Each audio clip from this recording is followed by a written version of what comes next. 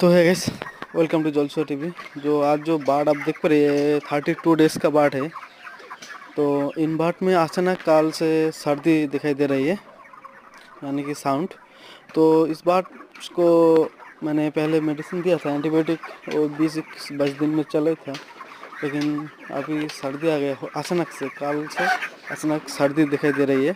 तो इस फार्म को मैंने आज इंडोसिन BS देंगे 1 लीटर पानी में 1 ml मेडिसिन, यानी कि 100 लीटर में 100 ml मेडिसिन देंगे। तो इससे पहले दूसरा फार्म में एक सर्दी आ गया था, उस फार्म में भी ट्राई किया तो उस फार्म में काम हो गया। और इस इंडोसिन बेस के साथ चलेंगे, या तो जिंजर गार्लिक और गोलमरिच जो होते हैं वो देंगे हम लोग।